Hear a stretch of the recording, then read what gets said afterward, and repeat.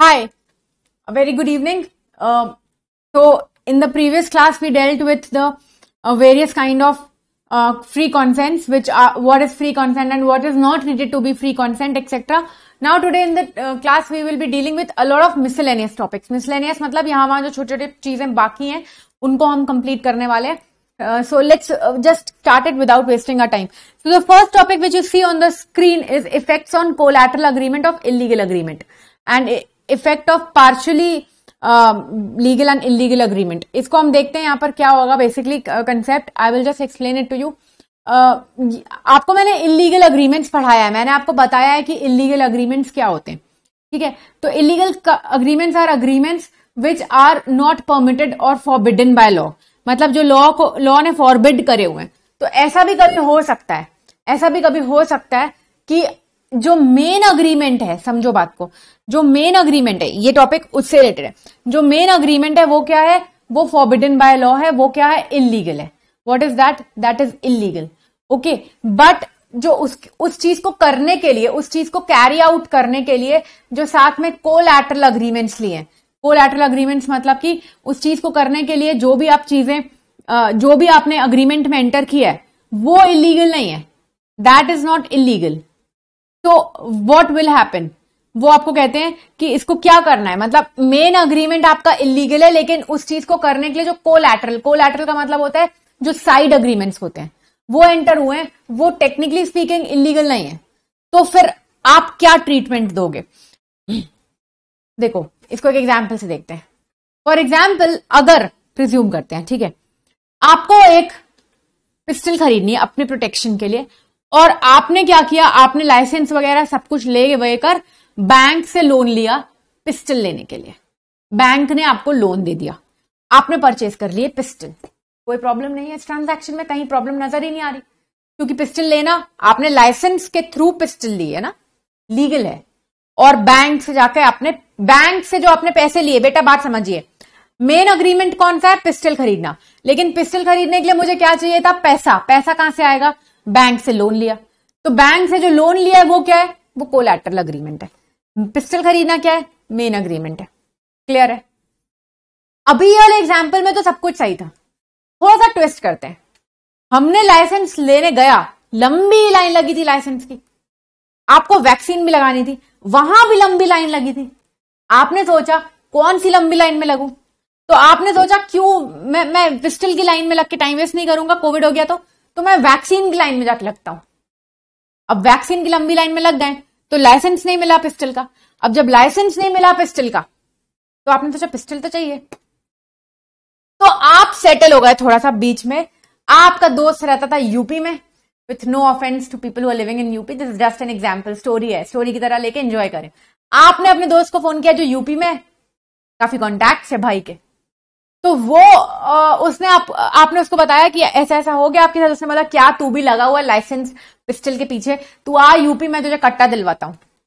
कट्टा, ठीक है, तो कट्टा खरीदना लीगल है? लीगल है? नहीं है, इलीगल है. आप जाते हैं बैंक और बोलते हैं कट्टा खरीदने के लिए पैसे चाहिए, बैंक आपको दे देगा. सुनने में आपको अजीब नहीं लग रहा? लाइसेंस पिस्टल खरीदने के लिए मिल रहा था लोन, तो वैलिड लग रहा था. कट्टा खरीदने के लिए जा रहे हो, सही नहीं लग रहा ना? एग्जैक्टली. अगर कोई लोन दे भी देता, समझ लीजिए वो दे भी देता, तो जो कोलैटरल अग्रीमेंट है उसको भी वॉइड माना जाता है. समझ रहे हैं आप बात को? तो जो मेन, अगर एक अग्रीमेंट इलीगल है और उस इलीगल अग्रीमेंट को करने के लिए आपने कुछ छोटे बेबी साइड अग्रीमेंट्स, जिनको कोलैटरल अग्रीमेंट्स में कहते हैं, उनमें एंटर किया, even those will be treated as illegal. Even those will be treated as void, that will not be treated as illegal, लेकिन वो भी क्या ट्रीट किए जाएंगे, वॉइड. क्लियर? अब अगर ये तो कौन सा था, कोलैटरल वाला. अगर हम ये बोले कि एक अग्रीमेंट है जिसका एक पार्ट लीगल है लेकिन एक पार्ट इलीगल है, there is an agreement where one part is legal but the other part is illegal, what will happen in that case? उस केस में क्या होगा? वो कहते हैं अगर तो तुम लीगल पार्ट को इलीगल पार्ट से अलग कर सकते हो, अगर तो ये पॉसिबल है कि तुम लीगल पार्ट को इलीगल पार्ट से अलग कर सकते हो, तुम तो फिर क्या करो, फिर जो केवल इलीगल वाला है वो वॉइड होगा और लीगल वाला क्या रहेगा, वैलिड रहेगा। लेकिन अगर लीगल को इलीगल से अलग नहीं कर पाओगे, लेकिन अगर लीगल को इलीगल से अलग नहीं कर पाओगे तो क्या होगा, तो फिर वो मानते हैं कि पूरे के पूरे कॉन्ट्रैक्ट को ही मैं क्या मान लूंगा, इलीगल, पूरे के पूरे कॉन्ट्रैक्ट को ही मैं वॉइड मान लूंगा। I will treat the whole contract as void. समझ में आ रही है, क्लियर है? एग्जाम्पल से देख लो, अगर आप किसी हिल स्पेस स्टेकेशन के लिए जाते हैं और वहां पर जो स्टेट में जा रहे हैं वहां पर सट्टेबाजी परमिटेड नहीं है, ठीक है, अब आप वहां स्टे के लिए जाते हैं तो जो आपका होटल है वो आपको गैम्बलिंग करने के लिए एक ऑप्शन देता है और बोलता है कि आप अपने कॉन्ट्रैक्ट में उसने मेंशन किया हुआ है कि गैम्बलिंग भी आप कर सकते हैं और हम आपको सुविधा देंगे गैम्बलिंग करने की। वो उसी मेन कॉन्ट्रैक्ट में है जिस कॉन्ट्रैक्ट में आपका उसके साथ स्टे करना लिखा है। तो ऐसे वाले पॉइंट ऑफ टाइम पे क्या हम उन दो कॉन्ट्रैक्ट्स को सिवियर कर सकते हैं? सिवियर का मतलब होता है अलग कर सकेंगे, सेपरेट कर पाएंगे? नहीं। तो हम क्या मानेंगे, इस पूरे कॉन्ट्रैक्ट को वॉइड मान लेंगे। लेकिन अगर मैं आपको बोलूं कि आप किसी जगह पे रहने के लिए गए और उस सामने वाली पार्टी के साथ आपने कॉन्ट्रैक्ट में एंटर किया रहने के लिए और साथ में उसने धीरे से अपना एक पेपर निकाला और बोला कि सर हम लोग गैम्बलिंग भी ऑफर करते हैं, अगर आपको उसमें भी इंटरेस्ट है ये लीजिए साइन करिए। मैं इंटरेस्टेड था, मैंने एंटर कर लिया। यहाँ पे क्या हुआ बच्चे, ये कॉन्ट्रैक्ट जो था ये सेकंड वाला ये सेपरेटली हुआ है। इस केस में मैं क्या लीगल ट्रांजैक्शन को इलीगल ट्रांजैक्शन से अलग कर सकता हूं? यस। तो मेरे कौन से वाले ट्रांजैक्शन को वैलिड मानेंगे? उस होटल में रहने वाले। लेकिन किसको इनवैलिड मान दिया जाएगा? गैम्बलिंग वाले। क्लियर है? ठीक है, तो ये वाला topic, this is something related to when I taught you illegal agreements. Clear? तो ये वहां पर उस जगह पे कवर होगा। नेक्स्ट पे आओ, ये टॉपिक बहुत सारे बच्चे मुझसे पूछ रहे थे मैसेजेस के थ्रू, इसलिए मैंने यहाँ पे अभी कवर करा क्योंकि मैं मिसलेनियस पहले उठा रही हूँ यहाँ पे। Agreements expressly declared to be void. कौन से ऐसे अग्रीमेंट्स है जिनको एक्सप्रेसली डिक्लेयर लॉ ने वॉइड करा हुआ है? तो पहला है agreement by incompetent parties. Intentionally मैंने आपको ये लास्ट में पढ़ाने का सोचा था, उसका रीजन था बहुत सारी चीजें अब आप कर चुके हो तो अब आपको समझ में आएगा वॉइड है। हमने पढ़ा हुआ है मोहरी बीवी वाला धर्मदास का केस। तो अगर आप इनकॉम्पिटेंट पार्टीज के साथ, ड्रंकन पर्सन या फिर माइनर, एलियन एनिमी, इन लोगों के साथ कॉन्ट्रैक्ट में एंटर करोगे तो वो क्या माना जाएगा? वॉइड।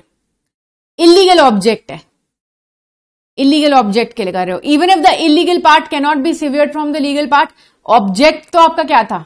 इलीगल था। आपने गलत काम करने के लिए कॉन्ट्रैक्ट में एंटर किया था। याद है वो वाला एग्जाम्पल जिसमें हम लोग ने ट्रेन लूटी थी? ऑब्जेक्ट ही इलीगल था, void. This is the reason I'm teaching you now because now I will relate it to the examples. ये वाला टॉपिक आपका वेस्ट होगा अगर आपने मेरे पहले लेक्चर्स नहीं देखे। तो इसके लिए, इसको समझने के लिए आपको पहले लेक्चर्स देखने पड़ेंगे। ठीक है, contracts without consideration. I told you कि कंसिडरेशन होना मैंडेटरी है कॉन्ट्रैक्ट के लिए। लॉ ने खुद ही बताया है कौन से केस में नो कंसिडरेशन को भी मैं वैलिड मानूंगा। सिर्फ उन केसेस में वैलिड माना जाएगा, बाकी सब में क्या होगा? वॉइड हो जाएगा। ठीक है, कॉन्ट्रैक्ट विद अनलॉफुल कंसिडरेशन। भाई कंसिडरेशन के बिना वाले कॉन्ट्रैक्ट्स को ही मैं वॉइड मान रहा हूं तो तुम क्या अनलॉफुल कंसिडरेशन वालों को मैं वैलिड मान लूंगा? मैंने कहा पगला गया है क्या? नहीं, अनलॉफुल कंसिडरेशन वालों को भी हम लोग वॉइड मानेंगे। Bilateral mistake of fact. अगर ये मैं तुमको पहले पढ़ा देती तो तुम कंफ्यूज होकर बैठ जाते सर पकड़ के कि ये कर क्या रही है। अब बताऊंगी, समझ में आएगा। बायलैटरल मिस्टेक ऑफ कॉन्ट्रैक्ट क्यों? अभी इसकी प्रीवियस वाली लेक्चर में आपको बायलैटरल मिस्टेक बताया था, याद है? हम लोग ने कॉन्ट्रैक्ट में एंटर किया था मेरा घोड़ा बेचने के लिए तुम्हें। हम दोनों ने जब घोड़ा देखने गया तो घोड़ा मरा पड़ा था वहां पे, मुझे भी नहीं पता, आपको भी नहीं पता। बायलैटरल मिस्टेक, क्या हुआ था? कॉन्ट्रैक्ट तो वॉइड हो गया था ना। क्लियर है? नेक्स्ट पे आओ, वेजरिंग अग्रीमेंट्स। अभी देखेंगे उसके बारे में। We will see wagering agreement. Just put wagering agreement on hold. Agreement in restraint of trade and legal proceedings. ऐसे वाले अग्रीमेंट्स जिसमें मैं किसी पार्टी को ट्रेड करने से या लीगल प्रोसीडिंग से मना कर रही हूं, जो उसका अधिकार है वो भी मना। वो भी वॉइड, उसको भी अभी हम लोग आगे देखने वाले, we will see. Agreement in restraint of marriage, किसी पार्टी को आप ये बोलते हो कि तू शादी मत करना, या फिर कोई पार्टी आपका बॉयफ्रेंड आपसे अग्रीमेंट करता है, आपकी गर्लफ्रेंड आपसे अग्रीमेंट करती है कि I am not going to marry anyone else except you, that agreement will be treated as void. If that person goes and marry someone else, you can not do anything, ठीक है। Contingent contract dependent on impossible event, ऐसे contract, contingent contract कौन सा होता है फिर अभी देखेंगे उसको भी, ठीक है। तो वेजरिंग और ये सब जो 3-4 पीछे के हैं वो भी देखने वाले हैं, अभी आते हैं उस पर। उसके पहले हम लोग पहले देख लेते हैं यहाँ पे अपोज टू पब्लिक पॉलिसी। कौन सी चीजों को मैं अपोज टू पब्लिक पॉलिसी मानता हूं? Trading with foreign enemy. क्यों अपोज टू पब्लिक पॉलिसी? आप पढ़ते हो कि अपोज टू पब्लिक पॉलिसी मतलब ऐसे कॉन्ट्रैक्ट जिसको मैं मानता ही नहीं हूं कि पब्लिक पॉलिसी के तहत आते हैं, and therefore law will consider as void. Trading with foreign enemy, foreign enemy का मतलब समझ में आता है, मैंने आपको बताया हुआ है, एक एलियन एनिमी, फॉरेन एनिमी, ठीक है। स्टिफलिंग प्रोसिक्यूशन, स्टिफलिंग प्रोसिक्यूशन का मतलब क्या होता है? Means to stop prosecution against someone. देखो क्या हुआ यहाँ पे, ऐसे वाले कॉन्ट्रैक्ट्स को भी मैं वॉइड मानता हूं। Mind you, oppose to public policy इसलिए पढ़ाया जाता है क्योंकि वो मानते हैं वॉइड अग्रीमेंट्स के अंदर कौन से वाले आते हैं? अपोज टू पब्लिक पॉलिसी वाले। ये सब क्या है? वॉइड है। पहले आपका आता है स्टिफ फॉरेन एनिमी वाला तो आसान है, स्टिफलिंग प्रोसिक्यूशन। समझ लीजिए मैंने एक गुनाह होते हुए देखा, मैंने देखा कि ए ने बी को मर्डर करा है, मैंने देखा है। तुम क्या हो? तुम सी हो, जो किसका फ्रेंड है? ए का। तुमको जब पता चला कि मैं कोर्ट जाके गवाही देने वाली हूं ए के अगेंस्ट, तो तुम मेरे पास आए और तुमने मुझे बोला ये लो मैडम 50 लाख रुपए, आप ए के खिलाफ गवाही नहीं दोगे। हमने अग्रीमेंट में एंटर कर लिया, ठीक है। उसके बाद मैं जाके गवाही दे आती हूं, आप कोर्ट जाते हैं और बोलते हैं मैडम ने मेरे साथ धोखाधड़ी करी, क्योंकि मैडम ने तो एंटर किया था मेरे साथ कॉन्ट्रैक्ट की, वो गवाही नहीं देंगी। कोर्ट बोलेगा इधर आओ, तुम इधर आओ, तुम मेरे गवाह को मार रहे हो और तुमको लगता है मैं तुम्हें प्रोटेक्ट करूंगा, खत्म कर रहे हो तुम मेरे गवाह को, नहीं करेगा। That will be treated as void. Stifling prosecution, stifling prosecution का मतलब होता है किसी प्रोसिक्यूशन को स्टॉप करवाना अगेंस्ट समवन, या तुम मुझे पैसे देते हो कि ये केस बंद कर देना, नहीं, ठीक है। मेंटेनेंस एंड शैम्पटी, मेंटेनेंस एंड शैम्पटी को भी अपोज टू पब्लिक पॉलिसी माना जाता है। मेंटेनेंस एंड शैम्पटी में एक ही अंतर है, वो भी हम लोग देख लेते हैं, ठीक है। मेंटेनेंस में क्या होता है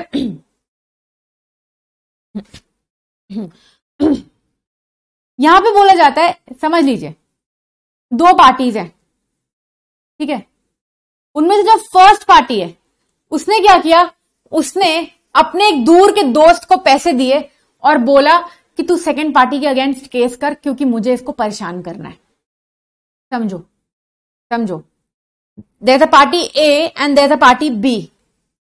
ए party gives money to or ask, even if it does not gives money, if he ask the other party, C party, to file a case against B, though C has no grudges against B, but still C files the case against B, litigation promote कर रहे हो जिसमें उसका कोई interest नहीं था, C का कोई इंटरेस्ट नहीं था वो लिटिगेशन फाइल करने में, लेकिन उसने सिर्फ और सिर्फ इसलिए अग्री किया क्योंकि उसका दोस्त बोल रहा था।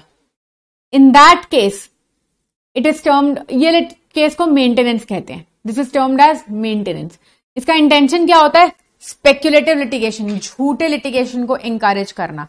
Promotion of litigation in which a person has no interest of his own, where a person agrees to maintain a suit in which he has no interest, the proceeding is known as litigation. देखिए example लिखा है, x promises to pay Y ₹25,000 for bringing a suit against Z.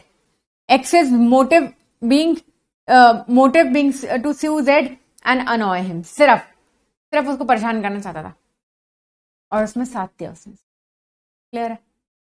शैम्पटी और maintenance में कोई ज्यादा difference नहीं है। शैम्पटी में भी यही हो रहा है कि एक पार्टी दूसरी पार्टी के अगेंस्ट केस करती है और उसमें से एक पार्टी जो है वो वैसे भी उसको जानती वानती नहीं है, उसका कोई इंटरेस्ट नहीं है, लेकिन फिर भी उसने केस फाइल करा।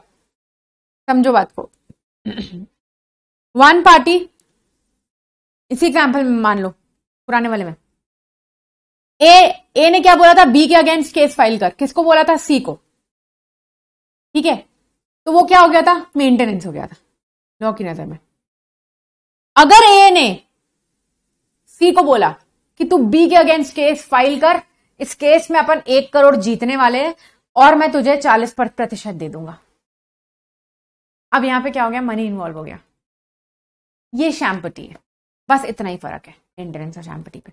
देखिए, it is an agreement whereby one party assist another party in recovering money और property and in turn share is proceeds of the action.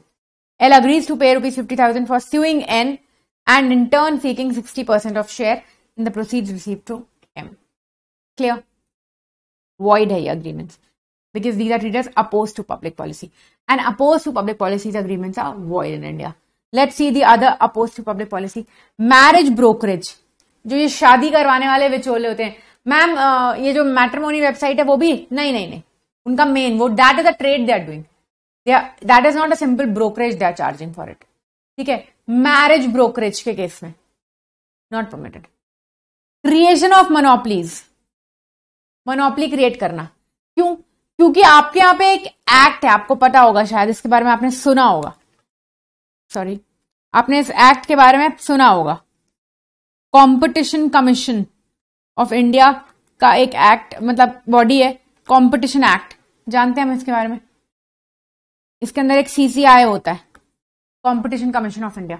Competition commission of India is the one जो monopoly declare करेगा with the consultation of the government. Competition act monopolies को forbid करता है। क्यों monopolies को मना किया गया? क्योंकि मोनोपोली करना एक अच्छी प्रैक्टिस नहीं है। हमने इकोनॉमिक्स में बचपन में पढ़ा हुआ है, मोनोपोली के बहुत सारे नुकसान होते हैं। कंपटीशन नहीं होता, आपकी सप्लाई अच्छी नहीं होती, प्राइजेस राइज हो जाते हैं, क्वालिटी आपकी डिग्रेड होती है, ठीक है। तो अगर मैं किसी ऐसे अग्रीमेंट में एंटर करती हूं कि मैं मोनोपोली क्रिएट करूंगी आपके साथ, वॉइड है। रिस्ट्रेनिंग पर्सनल लिबर्टी, ऐसा कोई भी अग्रीमेंट जिससे कि मैं आपकी पर्सनल लिबर्टी को स्टॉप कर रही हूं। पर्सनल लिबर्टी आपका ये राइट था। So if I am entering into an agreement with you that you will not step out of your house for a week, and in that I will give you 10,000 rupees. That agreement makes no sense. Void in the eyes of law. ठीक है। Agreement in restraint of marriage, अभी बताया agreement in restraint of marriage में कि अगर आपने अपने boyfriend के साथ रिटन में भी अग्रीमेंट साइन कर लिया कि तू मेरे अलावा किसी और से शादी नहीं करेगा, फिर भी वो जाके किसी और से शादी कर लेता है, तो आप कुछ नहीं कर सकते, क्योंकि इस अग्रीमेंट को वॉइड मानता है इंडियन कॉन्ट्रैक्ट एक्ट। वो कहता है किसी भी पार्टी के साथ आप ऐसा अग्रीमेंट कर रहे हो जहां पे वो पार्टी आपको बोल रही है कि वो शादी नहीं करेगी, आप उसको बोल रहे हो कि वो शादी नहीं करेगी, रॉन्ग है। Why? Because marriage is a right which is given by the Indian constitution. समझ में आ रही है? Agreement in restraint of trade, मेरी एक चाय की टपरी है, बहुत ही अमेजिंग, मैं चाय बनाती हूं, बहुत ही उम्दा, ठीक है। आपने सामने लगा के टपरी खोल दी, अब उसमें आप चाय अच्छी बना लेते हैं, लेकिन आपके पास ज्यादा क्लाइंट इसलिए आता है क्योंकि आपने बहुत सारी तरीके के ग्रीन टी और ना जाने दार्जिलिंग टी और ना जाने कितनी तरीके के ब्लैक टी, ये सब टी भी लगा दी, pink tea, yellow tea, every tea. तो अब अचानक से क्या हुआ, जो हेल्थ कॉन्शियस क्लाइंट्स थे जो मेरे पास नहीं आते थे, वो लोग भी आपके पास आने लगे और मेरा क्लाइंट भी आपने ले लिया। तो now what has happened in this case, please try and understand कि अब ऐसा मैंने आपके साथ कॉन्ट्रैक्ट में एंटर करा कि भाई एक काम कर, तू अपनी टपरी यहां से लपेट और चले जाइए इस गली को छोड़ के, 2 गली छोड़ के दुकान लगा। मैं एकदम केयरफ्री हो गया कि भाई अब ये नहीं आएगा यहां पर।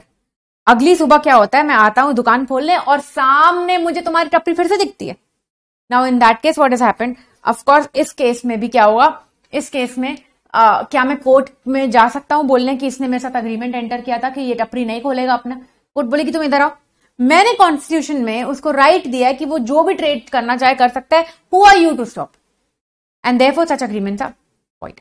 Agreement in restraint of legal proceeding, मैं तुम्हारे साथ कॉन्ट्रैक्ट में एंटर कर रही हूं कि तुम साइन करो कॉन्ट्रैक्ट कि तुम मेरे अगेंस्ट कोई लीगल केस नहीं करोगे, इनवैलिड है, इनवैलिड। क्लियर है? ऐसा अगर अग्रीमेंट में तुमने एंटर किया उसके बाद भी तुम मेरे अगेंस्ट लीगल केस करने चले जाते हो, चलेगा। इसके कुछ एक्सेप्शंस है लेकिन आपके सिलेबस में नहीं है। ठीक है, तो वो एग्जीक्यूटिव में। Just to tell you the things which we are seeing in Indian contract is just 40% of what actually Indian contract is, not even 40, is 30। ठीक है, पूरा रिवैम्प होकर नया कंस्ट्रक्शन करना पड़ेगा। ये एग्जाम को फिर आप क्यों पढ़ रहे हो? CSET क्लियर करने के लिए भाई, सिर्फ इसलिए पढ़ रहे हो। ठीक है, नेक्स्ट पे आओ, प्रिविटी टू कॉन्ट्रैक्ट। ये मैंने आपको पहले भी बताया हुआ है, प्रिविटी टू कॉन्ट्रैक्ट मतलब पार्टी टू कॉन्ट्रैक्ट, बट बच्चों को पूछना होता है डिफरेंस है इसमें। हाँ, तो प्रिविटी टू कॉन्ट्रैक्ट वो आपको ये कहता है कि no stranger to contract can sue into a matter of contract. मतलब आपको ये कहना चाहते हैं कि अगर ए और बी के बीच में कॉन्ट्रैक्ट एंटर हुआ है तो सी उसके बेनिफिट्स को रीप करने के लिए, सी उसको स्यू करने के लिए उस कॉन्ट्रैक्ट में नहीं आ सकता। A stranger to a contract cannot sue both under the English and Indian law for want of privity of contract. Thus, a person who is not a party from stranger, thus a person who is not a party to a contract cannot sue upon it, even though the contract is for his benefit. Clear? Clear है ये? लेकिन हमने पढ़ा हुआ है stranger to contract is different from stranger to consideration. Stranger to contract is different from stranger to consideration. Stranger to contract is different from stranger to consideration. Stranger to consideration is permitted in Indian law. मतलब आपने consideration के time पे पढ़ा था कि एक party दूसरी party के लिए बेनिफिट के लिए हम कर सकते हैं। जैसे कि हम दोनों के बीच में कॉन्ट्रैक्ट एंटर हुआ कि आप मुझे फीस पे करेंगे और मैं आपको पढ़ाऊंगी, लेकिन वो फीस कौन लेकर आ रहा है? आप अपनी मम्मी से लेकर आते हैं। ठीक है, चलेगा मुझे? हाँ, आप मुझे फीस पे करने वाले थे, मैंने आपको बोला कि तुषार सर को मुझे पैसे देने हैं, तो मैं काम करूं, तुषार सर को फीस पे करो। इसमें कंसिडरेशन किसको मिल रहा है? स्ट्रेंजर को। चलेगा? ठीक है, लेकिन कल को इसी एग्जाम्पल में तुमने फीस नहीं पे करी, तुषार सर तुमको स्यू कर सकते हैं। He is a stranger to contract, I will sue you because you have not paid the fees, the contract was between you and me. Clear है? ठीक है, नेक्स्ट पे आ जाओ, wagering agreements. What are wagering agreements? Wagering agreements ऐसे agreements होते हैं जिसमें बेटिंग टाइप की होती है। ये जो सामने स्क्रीन पे आपको फोटो दिख रही है ना, उसी समझ में आना चाहिए। मतलब एक ऐसा अग्रीमेंट जो कि चांस ओरिएंटेड होता है, N agreement which is chance oriented and completely uncertain. हमें नहीं पता कि ये चीज हो पाएगी या नहीं। A wagering agreement is basically an agreement which is absolutely chance based। और इसके बदले में मुझे क्या मिलने वाला होगा? मुझे कुछ पैसे मिलने वाले होंगे। मतलब क्या है, तुम ध्यान समझो। कुछ अनसर्टेन इवेंट है, कुछ अनसर्टेन इवेंट है जिसके बारे में तुमको भी नहीं पता कितने चांसेस है होने की, और मुझे भी नहीं पता। समझ में आ रही है? उस अनसर्टेन इवेंट के बारे में ना तुमको पता है कि कितने चांसेस है मटीरियलाइज होने के, और ना तो मुझे पता है। ठीक है, हम दोनों का उस अनसर्टेन इवेंट पे कोई कंट्रोल नहीं है। Both of us have no control over that uncertain event. Both of us have no idea कि कितना चांसेस है वो मटेरियलाइज होगी, कितने चांसेस है मटेरियलाइज नहीं होगी। ठीक है, हम दोनों का उस पर्टिकुलर इवेंट में जो अनसर्टेन इवेंट है उसमें कोई इंटरेस्ट नहीं है। The only interest we are having is in the money, और the money is worth attached to that uncertain event. हमारा इंटरेस्ट उस इवेंट में नहीं है, हमारा इंटरेस्ट केवल किस में है? मनी में, और मनी इज वर्थ में, जो उस इवेंट के साथ अटैच्ड किया हमने। मैम कुछ समझ नहीं आया, एग्जाम्पल से समझ में आएगा, रुक जाओ।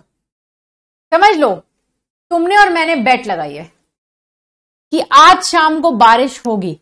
मैं बोल रहा हूं आज शाम को बारिश होगी, और तुम बोल रहे हो आज शाम को बारिश नहीं होगी। ठीक है, मैंने बोला है कि बारिश होगी, और अगर होगी तो मैं तुझे 1000 रुपए दूंगा।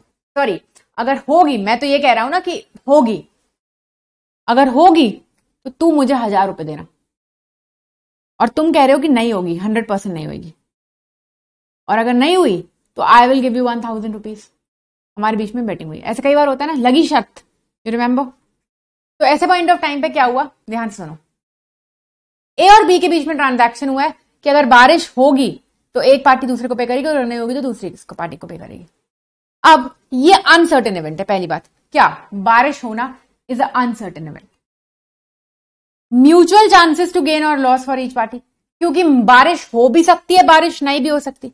दोनों के चांसेस हैं कि हम लोग जीत भी जाएं हार भी जाएं।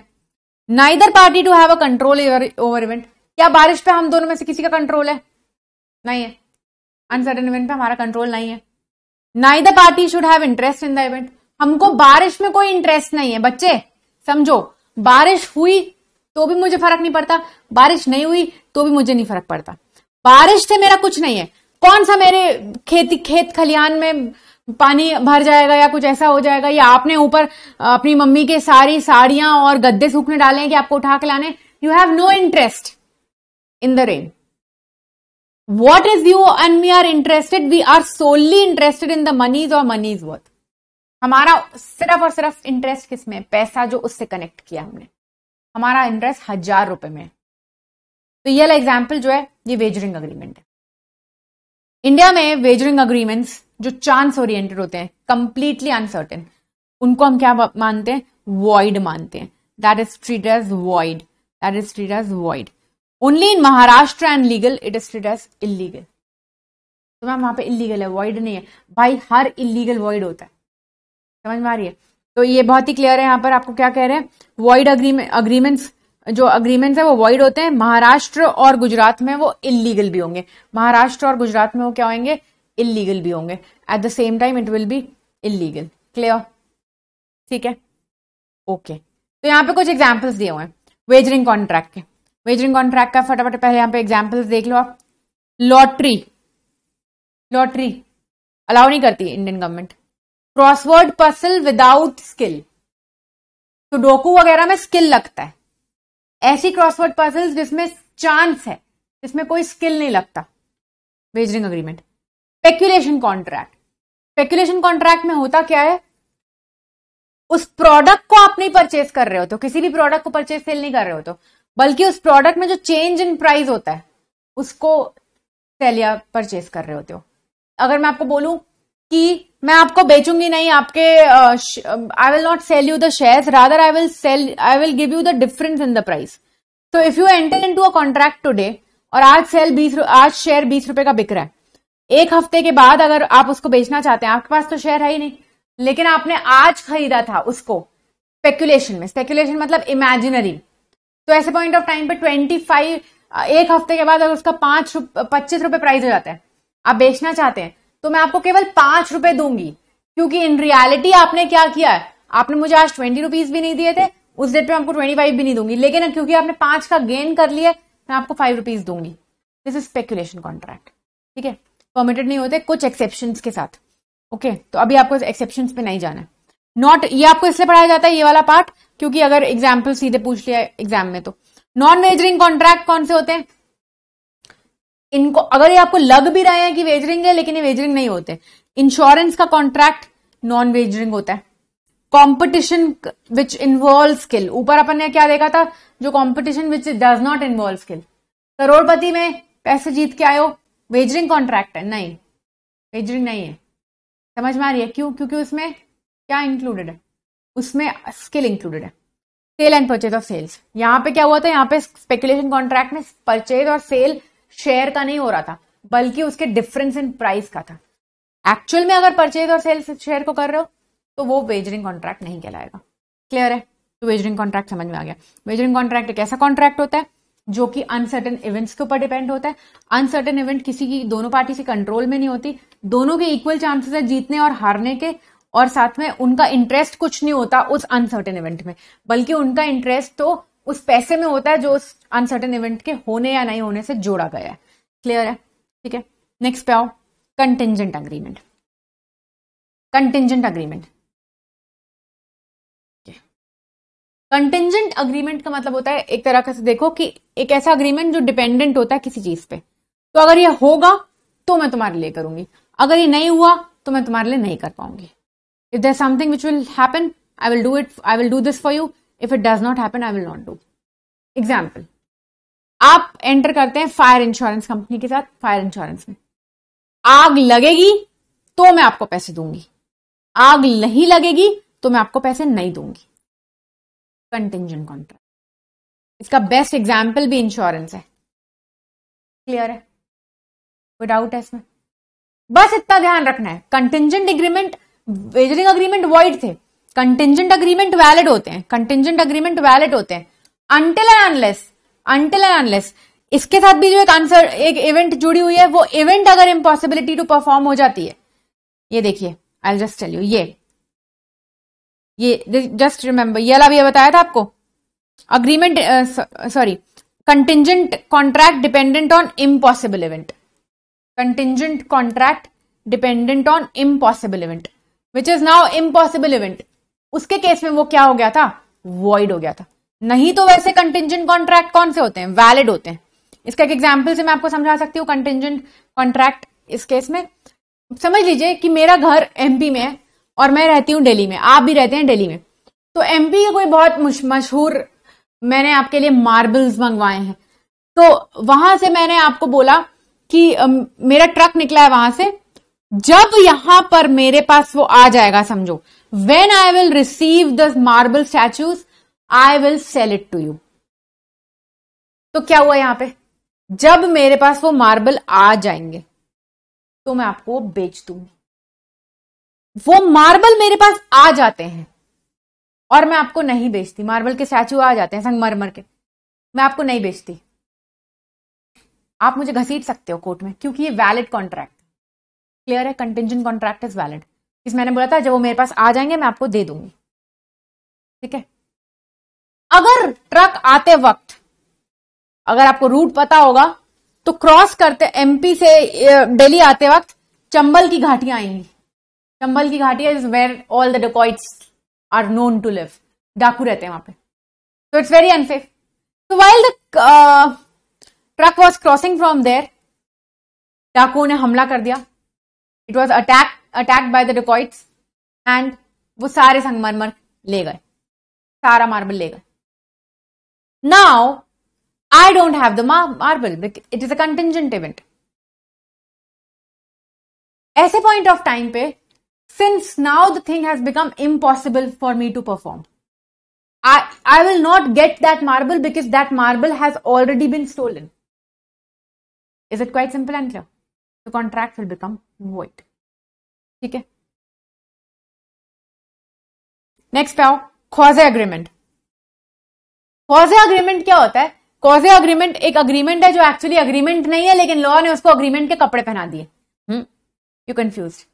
Actually quasi agreement is an agreement which does not have all the essentials of the contract. We have already studied the essentials of the contract in section 10। हमको पता है कि कोई भी चीज कॉन्ट्रैक्ट बनने के पहले उसको सारी चीजें फुलफिल करनी पड़ेगी, except where the exception is given by the law. But quasi contract is actually not a contract, but just to protect you, law presume it to be a contract. मतलब यहां पे समझो, law ने protection या law is not obligating a party to do something on behalf of a agreement which is entered. Rather, law is doing it because they may feel that it is required under equity principle. Equity principles का मतलब क्या होता है? Equity principle मतलब basically वो आपको ये कहना चाहते हैं, ऐसे प्रिंसिपल्स जो कि इक्वालिटी पे बेस्ड होते हैं। इक्वालिटी मतलब कि ह्यूमैनिटी इक्वालिटी, जो नॉर्मल प्रूडेंट मैन डिसाइड करेगा, उसको इक्विटी कहते हैं। Let us understand one thing इसके केस में। हाँ, समझ लीजिए कि अभी फिजिकल क्लासेस चल रही होती है। क्लासेस कौन सी चल रही होती है? फिजिकल, ठीक है। आपको कहीं पड़ा हुआ मेरा लैपटॉप मिलता है, आपको पता है ये मेरा लैपटॉप है, you know that this is my laptop है, उसमें नाम वाम भी मैंने लिखा है, CS गुनीत मैल लोगो भी लगा के रखा हुआ है। अब हुआ ये कि आप फाइंडर ऑफ द गुड्स है, ठीक है। आपकी रिस्पॉन्सिबिलिटी थी कि आप उसको क्या करें, आप मुझे लाकर दे। ये तो हमारे बीच में कॉन्ट्रैक्ट हुआ ही नहीं मैम, आपने कब मुझे बोला ये करने के लिए? तो there is no agreement. Exactly, there is no agreement, there is no obligation, written obligation और agreement between the parties, but the law is still protecting me. Why? Because that is what law believes as a equity principle. तो उसके case में क्या होगा? Law बोलेगा तुमको goods मिले और तुमको पता था किसी और पार्टी के हैं, तो तुमको उसको वापस करना चाहिए था, finder of the goods. Clear है? दूसरा एग्जाम्पल हो सकता है इसके केस में। समझ लीजिए कि मैं आपका किराएदार हूं और आप मेरे मकान मालिक। अब मकान मालिक को म्यूनिसिपैलिटी के केस में कुछ चार्जेस वगैरह पे करने होते हैं, ठीक है। अब मेरा मकान मालिक आप हैं और गए आप छुट्टी पर, पीछे से म्यूनिसिपैलिटी वाले आते हैं और बोलते हैं इस घर में जहां पे आप रह रहे हो इसके म्यूनिसिपल चार्जेस कुछ पेड नहीं है और आप हम इसी मोमेंट यहां ताला मारकर चले जाएंगे अगर आपने पे नहीं किया। अब मैं डर गई, मैंने पूछा कितने रुपए, उन्होंने बोला मुझे 15,000। मैंने 15,000 भाई फटाफट पे किया उनको और वो गए। रिसीट मैंने लेके रखी। अब आते आओ 15 दिन के बाद मैं आपके पास आती हूँ और आपको बोलती हूँ कि भाई सुन, ये म्यूनिसिपैलिटी वाले आए थे घर खाली कराने और मैंने 15,000 रुपए देकर सेटल किया मामला, ये है रिसीट, ये 15,000 आपको पे करने थे जो मैंने पे किए, आप मुझे वापस करो 15,000। आप मुझे बोलते हो मैं पे नहीं करूंगा, आप मुझे बोलते हो मैं पे नहीं करूंगा, मैं क्या कोर्ट जा सकती हूँ? मैंने बोला मैं कोर्ट चले जाऊंगी। आपने मुझे बोला चले जाओ कोर्ट, हमारे बीच में कोई ऐसा अग्रीमेंट ही नहीं है कि मैं तुमको 15,000 रुपए पे करूं। मैं कोर्ट जा सकती हूँ, हाँ मैं कोर्ट जा सकती हूँ, लॉ मुझे प्रोटेक्ट करेगा in spite the fact that there is no agreement between us regarding 15,000 rupees. क्योंकि जब मैं जाऊंगी कोर्ट में तो कोर्ट को मैं बोलूंगी कि मैंने 15,000 रुपए पे किए क्योंकि ये पे करना चाहिए था मेरे मकान मालिक को जो कि उसने पे नहीं किया, but he was out and the municipality people came and I had to pay it and since I have entered into a rent agreement with it, मेरे पास अधिकार है यहां रहने का, तो मुझे इस राइट इसको अगर प्रोटेक्ट करने के लिए 15,000 रुपए पे करने पड़े इसके बिहाफ पे, तो ये बंदा मुझे क्या करेगा, he will repay me 15,000 even if there is no agreement between you and your landlord to repay that amount, that municipal charges, he will have to pay you because you are being covered under quasi agreement. समझ में आ रहा है? A quasi agreement is an agreement, is a contract which it does not have all the essentials of the contract. It is not a formal contract but an obligation imposed by law. Law ने impose करी है. It is an obligation imposed by law and does not arise from agreement. ठीक है, कोई offer and acceptance आपने मुझसे मैंने आपसे पूछा नहीं था क्या मैं आपके बिहाफ पे कर दूं और आपने मुझे एक्सेप्ट नहीं किया था कि हाँ पे कर दे। भाई मुझे उस घर में रहना था, वो जाने के लिए तैयार नहीं थे तो उनको भेजने के लिए मुझे 15,000 रुपए पे करना पड़ा। ठीक है, क्लियर है? नेक्स्ट पे आओ, नेक्स्ट पे आ गए अपन। Okay okay, let's do one thing, modes and discharge of contract etc. The discharge and breach of contract we will combine up in one class. So for time being we will stop over here. We'll stop this lecture over here.